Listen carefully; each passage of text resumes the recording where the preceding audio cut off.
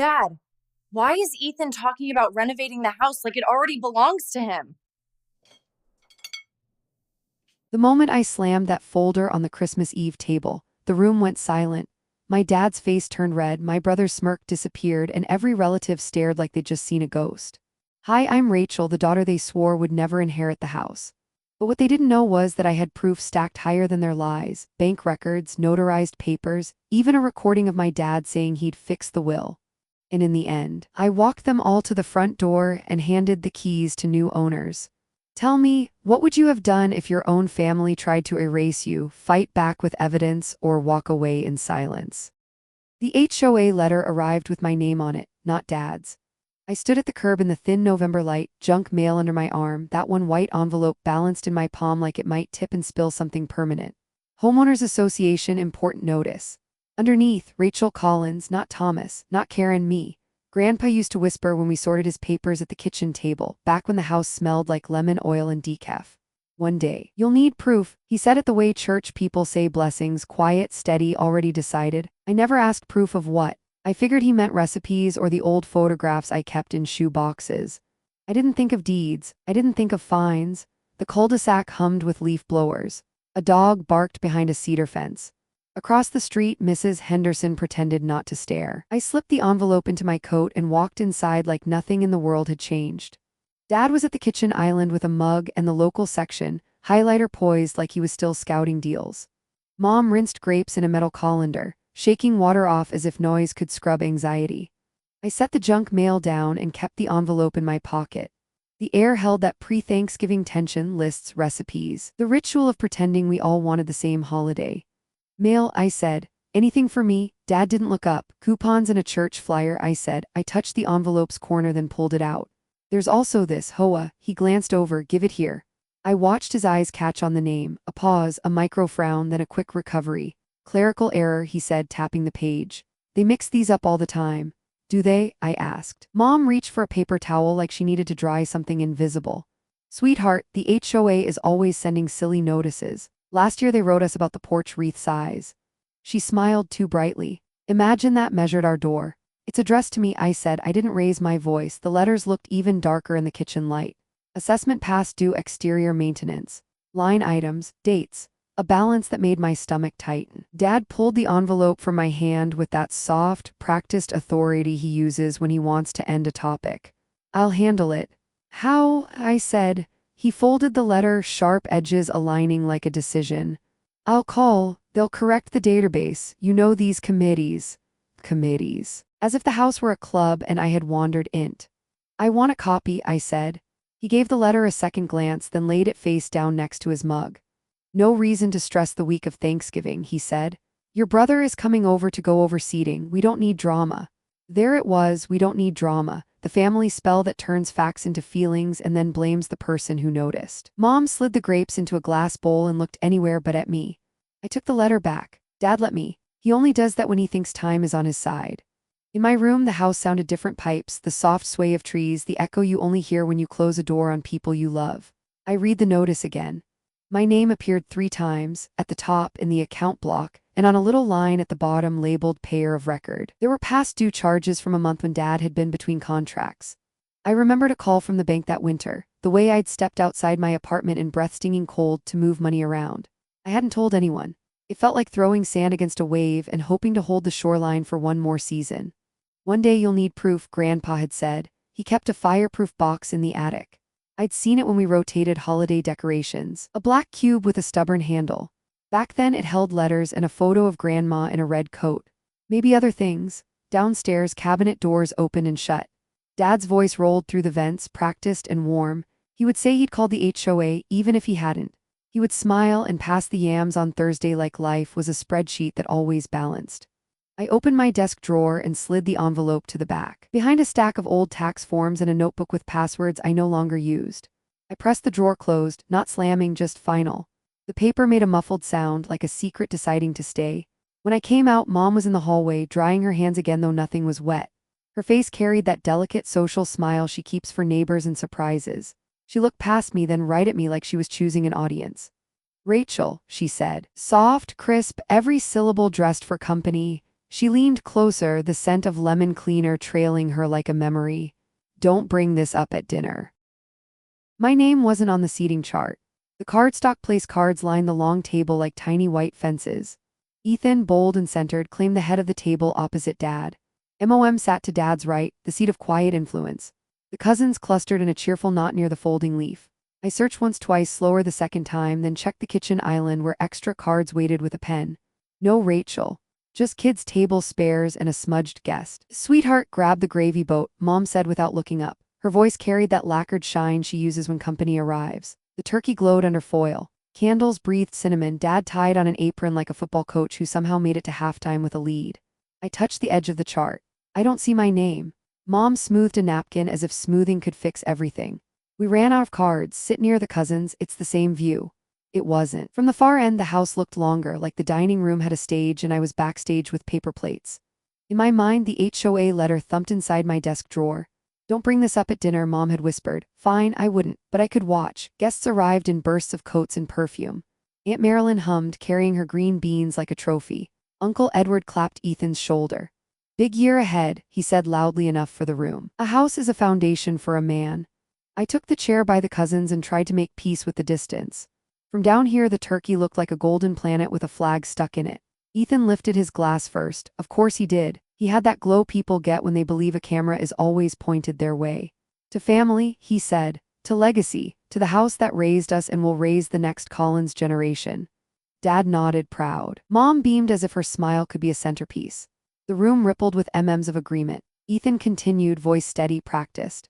I've been sketching some ideas for a renovation. Open the kitchen. Better flow from the dining room to the deck. Maybe French doors. We can host summer barbecues and 4th of July fireworks. Keep the family together.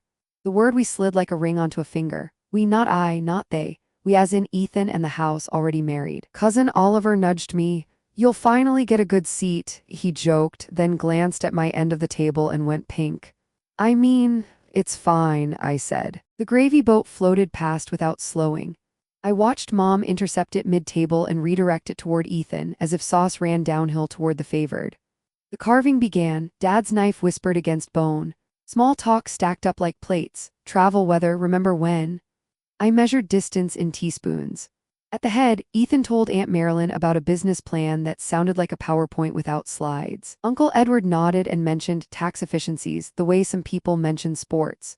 Nobody asked me about work. I could have fallen off my chair and landed under the table and the centerpiece would have kept twinkling. When the toast plates were cleared, Ethan stood again. One more thing, he said and raised his glass. Mom, Dad, I want to say thank you. You kept this house in the family. You taught me what a home should be. He turned his smile to the room. And after the wedding, I'll get things moving. I've already spoken to a contractor.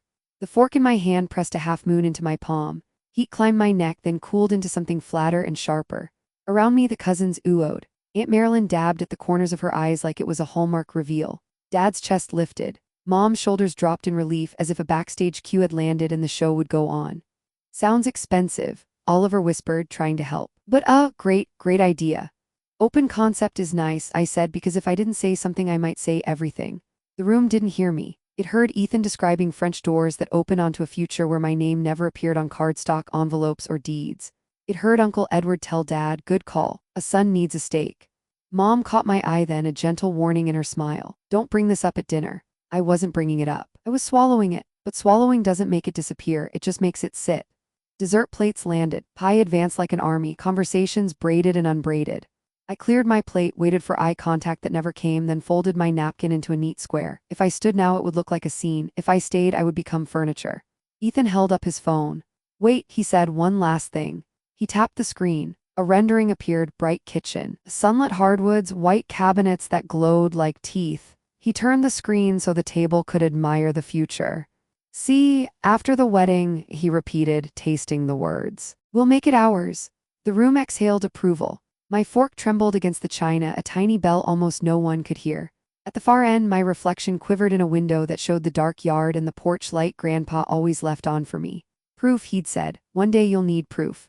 I steadied the fork, lifted my chin, and let a whisper escape where only my plate could listen. Not if I can help it. A creak from the attic drew me upward, sharp as a knock no one else could hear. The house had settled into post-holiday silence, plates stacked, football humming from the living room. I slipped away under the excuse of fetching decorations for Mom's centerpiece. My socks whispered against the hardwood as I pulled the attic cord and watched the ladder fold down like a tongue. Dust drifted through the thin beam of light. Grandpa's words returned, steady as ever. One day you'll need proof. Proof of what? Back then I thought he meant recipes or the collection of Polaroids he kept rubber-banded in a drawer. Tonight the words pulled me up the steps, each rung a memory of his slow, deliberate voice. The attic smelled of cedar and insulation. Boxes leaned against each other like tired relatives. Faint holiday lights coiled in plastic tubs, blinking once as if remembering their duty. My breath fogged in the cold air. I crouched, brushing dust from a row of containers labeled in Mom's cursive. Easter decor, winter linens, photo albums. Then I saw it, the black cube, squat, fireproof, stubborn. The handle was scratched from decades of hands. Grandpa had set it beside the chimney, hidden in plain sight. I remembered him lifting it once, warning me not to play near it. Important papers, he'd said. My pulse quickened. I dragged the box into the dim light. The latch resisted, stiff from years untouched. My fingers shook. Finally, with a groan, it opened. Inside, neat envelopes, brittle folders, a stack of photographs yellowing at the edges. And beneath, a sealed document marked in Grandpa's tidy block letters, "Will addendum, Collins residence." The paper crackled as I slid it free. My name appeared near the bottom, sharp ink on official lines. In the event of transfer, Rachel Collins retains survivorship rights to the property located at 14 Meadow Lane. My breath caught, my throat tightened so hard it hurt. Grandpa had trusted me, not Dad, not Ethan, me. He had seen through the favoritism, the noise, the rehearsed traditions. He left proof. I sat cross-legged on the attic floor, the paper glowing in the weak light, my hand trembling. Childhood memories tumbled through me. Grandpa teaching me to balance checkbooks, his steady hand on mine when I first learned to drive, his voice saying, "Steady wins, not loud." He had prepared me for this moment without ever naming it. The air pressed heavy, every beam seemed to lean closer. My heartbeat matched the house's old creaks. Outside, wind brushed the roof with a low groan like the house itself remembered. I folded the paper carefully, slid it into my jacket pocket, and shut the box. The latch clicked, a small final sound. My hands tingled with the weight of holding something that could tilt an entire family. Then from below, the unmistakable thud of footsteps. Heavy, deliberate. Dad's voice drifted up faintly, humming along with the TV. My stomach flipped. If he saw me with the box, if he asked what I found, I had no script. I pushed the ladder up, folded it quietly, held my breath until the sound of his steps faded. The attic swallowed the light again. In my pocket, the paper burned like a hidden flame. Clutching the secret, I whispered to myself what Grandpa once said. One day you'll need proof. Tonight I had it. And downstairs, Dad's footsteps still echoed. The bank teller looked me in the eye and said, "These payments cleared from your account." The sentence landed like a gavel, confirming what I had known in pieces, what Dad had tried to smooth over with casual shrugs and phrases like "handled the taxes." I sat straighter in the plastic chair, the stale air of the branch pressing down on me. The office smelled faintly of copier toner and floor cleaner, the kind of sterile nothingness that makes every sound sharper. The teller name tag, Marissa, slid the printouts across the counter. Numbers, dates, amounts, escrow, property taxes, and next to the payment line, my account routing number. I remember that winter, Dad out of work, Mom whispering about bills. I had taken on extra hours at the firm, quietly sent transfers, never expecting applause. It was sandbags against a flood, and here it was in ink and stamp proof. Marissa tapped a finger on the total. See, paid in full. Consistent every quarter, even during that gap year. That was me, I said softly. She tilted her head. Of course, these are your records. I traced the ink with my eyes, heart pounding. Dad had insisted he handled taxes. He had looked at me like a child when I asked. Now the paper betrayed him, or maybe it redeemed me. Can I get certified copies? I asked. Marissa nodded, collected the papers, walked to the back office. I exhaled for the first time in minutes. The branch was mostly empty. An older man filling out a deposit slip, a mother trying to keep her toddler from pulling pens off chains. Ordinary people. And me holding a secret that could split Thanksgiving dinner wide open. When Marissa returned, she placed 3 stamped copies in front of me, each sheet embossed with the bank's seal. The word paid gleamed across the page. My signature at the bottom looked steadier than I remembered. Keep these somewhere safe, she said. They're official records. I will, I whispered. I folded the papers carefully, slid them into a plain folder I'd brought. My fingers tingled as if the ink itself was electric. This wasn't gossip or a family story twisted at reunions. It was black and white fact. Numbers don't blush, numbers don't lie to save face. Dad's voice replayed in my head. I handled it. No, I handled it with money I earned, money I moved. I had saved the house from penalty, kept the roof insured, while Ethan flaunted engagement plans and Mom staged table settings. On the way out, the cold air slapped me awake. The sky was that flat December gray, cars dusted with salt, breath visible. I hugged the folder under my coat like it was a newborn. The sidewalk buzzed with traffic, horns sharp in the distance. I crossed toward the parking lot, keys cold in my palm. Inside the car, I sat for a moment, staring at the steering wheel. Proof. First the will addendum, now this. Grandpa had trusted me. The bank confirmed me. The foundation of their favoritism had cracks. I didn't need to scream at dinners, the documents would do the shouting. My phone buzzed against the cup holder. A new message lit the screen. Family meeting tonight, 7 p.m., living room. My throat tightened. They never scheduled meetings. They called them chats or catch-ups. Meeting was different. It meant strategy. It meant I was walking into something already decided. I looked down at the stamped pages again. Paid in full. My name inked there, undeniable. For once I wasn't entering empty-handed.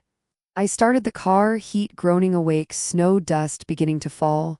The folder pressed against me, warm under my coat. Tonight they would talk. And tonight I finally had paper that talked louder. Dad's voice carried through the thin slats of the hallway vent, low and certain. For taxes, we'll do a temporary transfer. The words rooted me in place.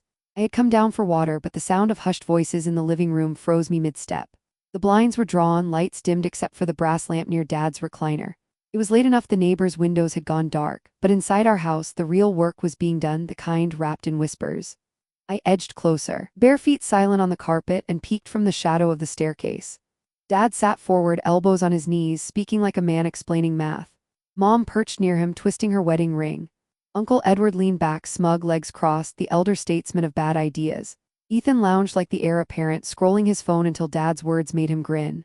It's simple, Dad continued. We put the deed in Ethan's name for a year, cuts property tax, saves on insurance, then we'll transfer it back once things settle. Uncle Edward chuckled. Cleaner that way, keeps the line male. Mom gave a soft protest, almost invisible. But the will, don't worry about the will, Dad interrupted. We'll fix the will after the wedding. I pressed my hand to the wall, my chest pounded so loud I worried they'd hear it. Fix the will, he said it like adjusting a loose hinge. Ethan slipped his phone into his pocket. Honestly, it makes sense, I'm starting the business. Investors want to see stability, having the house in my name helps. Exactly, Edward said, appearances matter. He glanced at Mom, who looked down, then at Dad, who nodded. I stepped out before I could stop myself. Appearances matter, I repeated, voice sharper than I planned. So do facts. 4 heads turned, Dad's jaw tightened. Rachel, we're having a discussion. Without me, I said, about me. Mom rose halfway, voice caught between soothing and scolding. Honey, this is just strategy, don't overreact. Overreact? My laugh came out brittle. You're talking about moving the house, my house, like it's a chess piece. Temporary transfer, that's theft with paperwork. Dad straightened the way he does before meetings when he wants to look taller. Stop being dramatic. The words landed like a slap. I clenched my fists. Dramatic is pretending I don't exist on the deed. Dramatic is whispering about me like I'm furniture. Uncle Edward smirked, his voice slick with dismissal. Girls marry out anyway, you'll have your husband's house, this one should stay with Ethan. Heat shot through me. Grandpa didn't think so. Silence. Ethan looked up, suddenly wary. What do you mean? I held his gaze but said nothing. Not yet. Proof was paper, not shouting. Dad rubbed his temples. Rachel, we're not the enemy, we're trying to protect you, taxes are complicated. I know taxes, I snapped. I paid them when you couldn't. Ethan scoffed. A couple of checks doesn't make you an owner. The room swayed with tension. My phone, slick in my palm, was already recording. I had pressed the button the moment Dad's words hit the air. We'll fix the will after the wedding. His own voice captured in the glow of the lamp, evidence layered over insult. Enough, Dad said, standing. This conversation is closed. I backed toward the hallway, the recording safe, my pulse thudding in my ears. Behind me, Uncle Edward chuckled again, softer this time, as if victory had already been decided. But Dad muttered low, sharp, not realizing my phone was still listening. We'll fix the will. That was the last sound I needed. I turned and walked upstairs, every step lighter than it should have been. In my pocket, the recording glowed like fire. They thought they were planning in secret. But the house had ears, and now so did I. Mr. Reynolds slid an envelope across his desk, the kind of slow, deliberate motion that carried more weight than words. The office smelled of paper and time, leather-bound volumes stacked to the ceiling, dust caught in slanted beams of winter light. The blinds let in just enough of downtown's gray afternoon to paint stripes across the carpet. My chair creaked when I leaned forward, palms damp against my knees. The envelope's edge brushed my fingers. Your grandfather was meticulous, Reynolds said, his voice gravel softened by age. He didn't trust people to do what was fair, he trusted paper. I opened the flap, careful as if it might break. Inside, a notarized copy of the will addendum, crisp despite its years. My name glowed in black ink beneath the clause for the house. Rachel Collins retains survivorship rights. The legalese hummed like electricity. I blinked hard. So it's real. He meant it. Reynolds nodded. Not only meant it, he filed it. County clerk logged this addendum. I checked the record myself this morning. He tapped a thick finger against the page. It's binding. The room tilted. All those dinners where Dad toasted Ethan, all those whispers about temporary transfers, they weren't just unfair, they were illegal.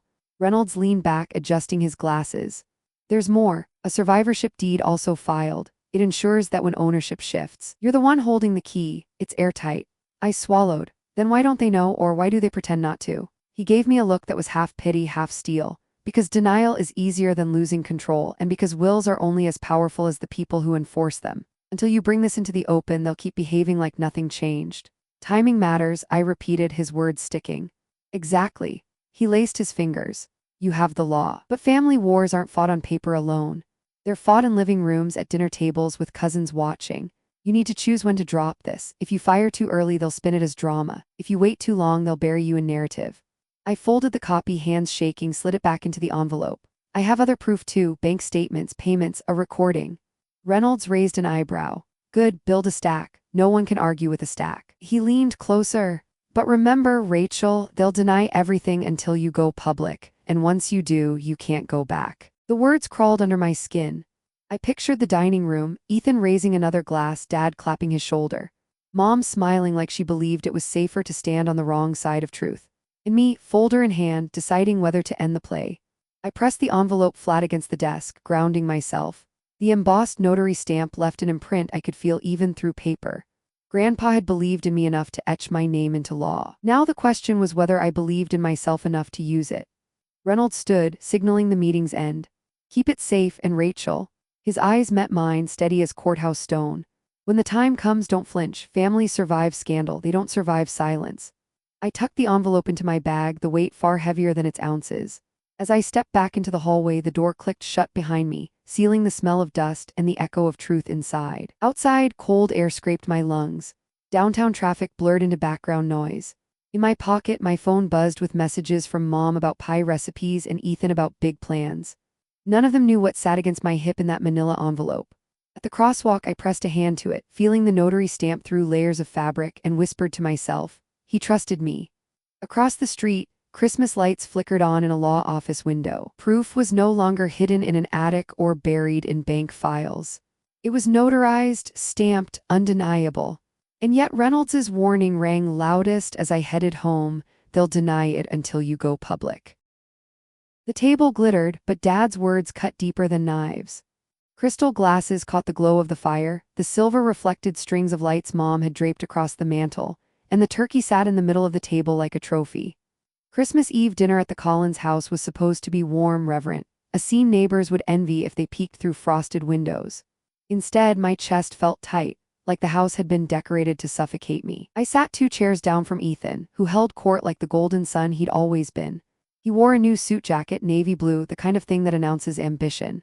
He tapped his glass with a fork and launched into another story about future renovations and next steps for the business. The cousins leaned in, rapt like investors waiting for the pitch deck.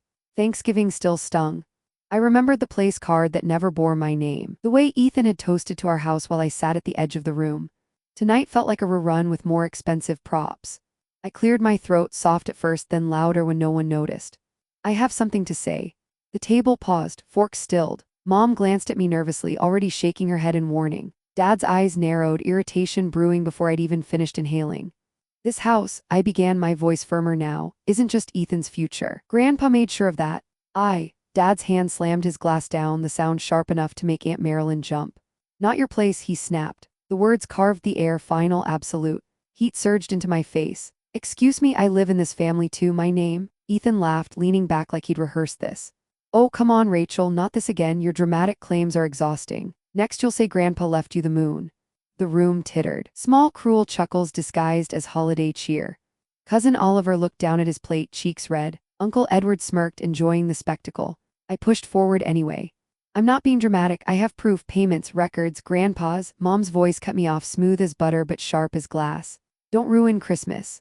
The words froze me. Around the table, nods of agreement rippled like a tide. Don't ruin Christmas. Don't upset the scene. It was easier to call me disruptive than to admit truth might unsettle the decorations. The fire cracked. Candles flickered. The smell of cloves and cinnamon suffocated me. My throat burned. I'm not ruining anything, I whispered, but the sound drowned under Ethan's mock toast. To Rachel, he said, lifting his glass with a grin, for always keeping us entertained. Laughter followed, hollow and rehearsed. Tears pressed at the corners of my eyes, but I refused to let them fall. I smiled instead, the kind of smile women wear when they're breaking inside but refuse to give an audience the satisfaction. My hand slid under the table, gripping the edge of my folder. Inside, bank statements, notarized copies, the recording of Dad's slip, proof layered like armor. No one saw my knuckles whiten. No one heard the whisper that slipped through my teeth. We'll see who ruins Christmas. The chatter resumed, forced and brittle, as if my interruption had been just another bit of seasonal drama. But under the table, my folder pulsed like a heartbeat. I didn't speak again that night. I let the humiliation settle. Let their laughter echo. Every smirk, every dismissive shake of the head, every "don't ruin Christmas" was a nail in the coffin of their credibility. The night ended with forced carols, Ethan strumming Dad's old guitar, relatives swaying with pie in their hands. My smile stayed frozen. My silence was louder than their songs. But when I rose from the table, folder tight against my ribs, I knew what came next. They thought they had silenced me. They thought humiliation was enough to send me back to the corner. What they didn't know was that humiliation wasn't the ending, it was the fuse. And as the fire popped in the hearth, I clenched the folder harder and whispered to myself, next time I won't just speak, I'll show. My folder hit the table like a gavel. The sound sliced through the Christmas Eve chatter, sharper than the clink of crystal or the crackle of the fire. Candles trembled. Forks paused midair. Every eye turned toward me. For once, I didn't flinch. All of you want to talk about family legacy, I said, voice steady. Let's talk about facts instead. Dad stiffened in his chair. Mom's smile froze, the kind she pasted on when the neighbors stopped by unannounced. Ethan leaned back, smirk half-formed, as if I was just setting up another punchline for his show. But when I unzipped the folder and spread out the first page, the room fell still. Bank statements, stamped, official. These are the payments, I said, sliding copies across the polished wood.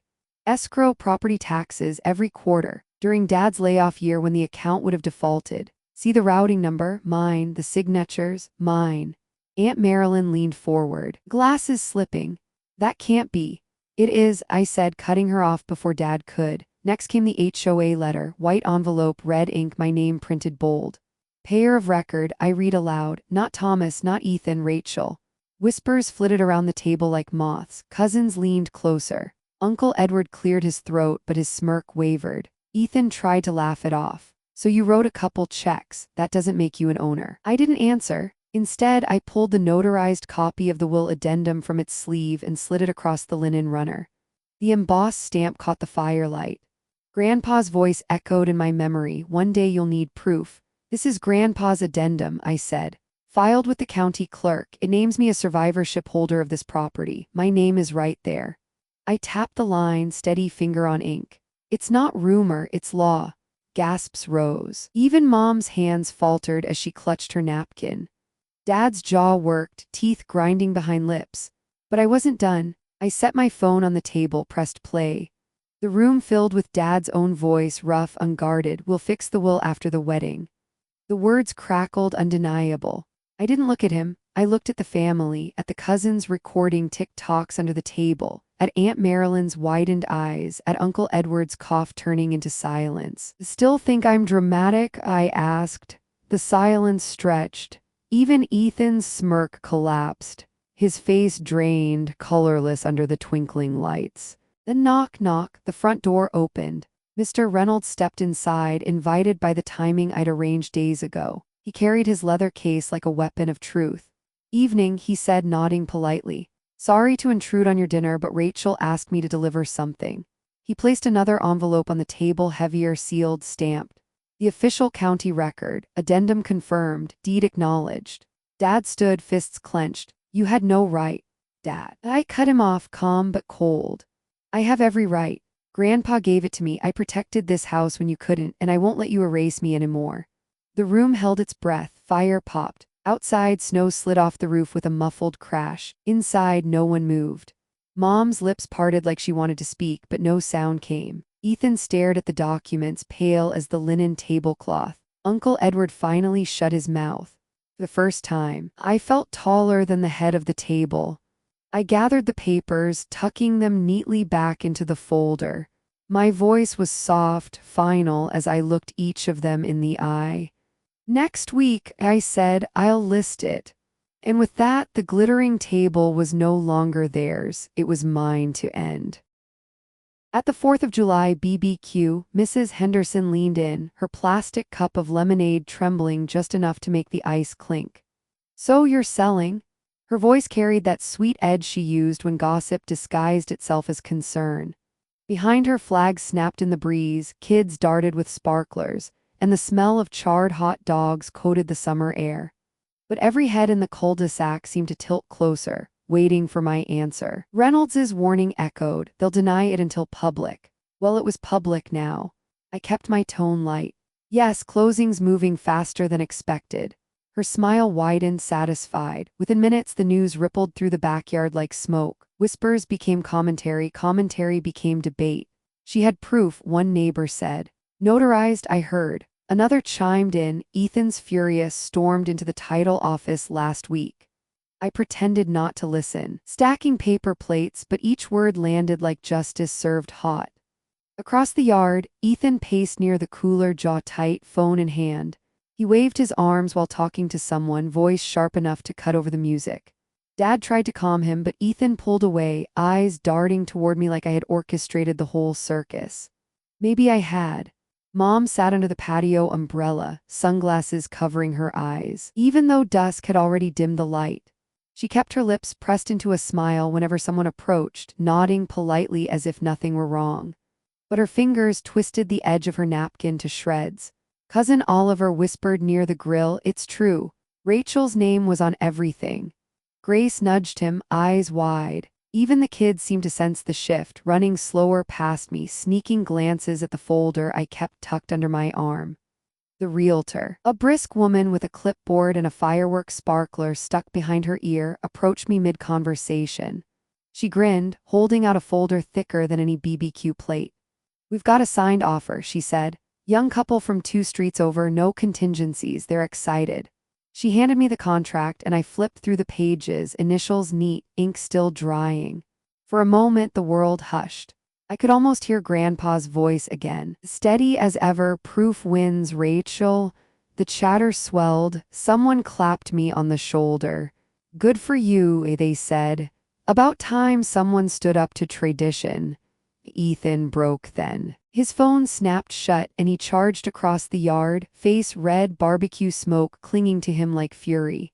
"You'll regret this," he shouted, loud enough for neighbors to turn. Fireworks cracked in the distance, but his words were louder. I didn't move. I simply closed the folder, tucked the signed offer under my arm, and met his glare with a calm smile. The kind of smile that said, regret was the last thing I felt. The front porch never felt so heavy. Morning air clung damp against my skin, the kind that promised heat by noon. Dew shimmered on the lawn and the old brass knocker caught the sunlight like an artifact. For years I had walked through this door carrying backpacks, groceries, heartbreaks. Today, the weight in my pocket wasn't homework or receipts, it was keys. The final set. Dad stood at the bottom of the steps, his hands tucked in his jacket pockets, shoulders squared as if this were another negotiation. Mom hovered near him, eyes hidden behind oversized sunglasses though the sun was barely awake. Ethan leaned against the railing, arms crossed, jaw tight. They looked like a family posing for a portrait they didn't want taken. Inside, the buyers waited, a young couple, nervous smiles, their realtor flipping through a checklist. The house smelled faintly of lemon cleaner and something older, a scent baked into the walls. I had walked them through every room already, but this last step mattered. The transfer, the moment where stories ended and ownership began. "Rachel," Dad said, voice low, steady. "One more chance, don't do this, keep the house in the family. You'll regret letting strangers live here." I gripped the keys harder, metal biting into my palm. His words echoed all the others. "Don't ruin Christmas, don't be dramatic, don't forget tradition." Always don't never do. I shook my head. I already kept it in the family. I paid when you couldn't. I protected it when no one else did. That was my chance and you let it pass. Ethan scoffed, muttering something about betrayal, but I didn't look at him. My eyes stayed on Dad, his mouth tightened, a mix of pride and defeat. Mom's hands fidgeted with her necklace, the chain clinking softly. I turned toward the couple. The realtor nodded. The buyers smiled nervously, clutching a folder of documents, hope bright in their faces. I stepped forward, unlocked the door, and held it wide. "This house is yours now," I said. I pressed the keys into the husband's hand, then handed the wife the HOA welcome packet, rules about lawn height, wreath sizes, trash bins, all the small suburban shackles they would now carry. But they carried them with excitement, not shame. The buyers stepped inside, sunlight trailing behind them. Dad shifted as if trying to block the doorway, but I stood firm. For the first time, I didn't yield. The realtor clapped the couple on the back, cheerful, filling the silence my family couldn't break. The moment stretched. My parents lingered on the porch, faces shadowed by the morning light. Ethan stared at the keys, now gone from his reach, his mouth twisted in disbelief. The house had chosen, or rather the papers had.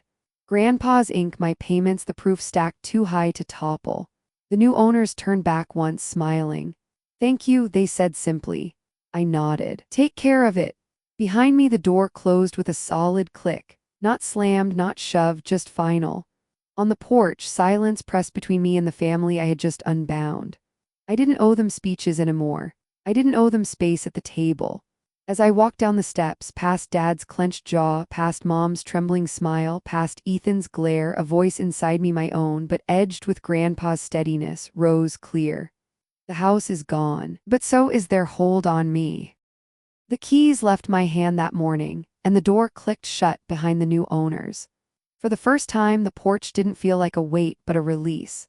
I realized then that fairness in family isn't guaranteed. It's built when you refuse to let favoritism write your story. Love can coexist with boundaries, and proof can be the most powerful voice when feelings are ignored. Justice may arrive late, but it arrives strong enough to free you. As sunlight broke across the quiet street, I walked away lighter, knowing the house no longer chained me to silence. If the story touches you, please like, share, subscribe, and leave a comment. Type 1 if you sympathize, type 2 if you see room for improvement.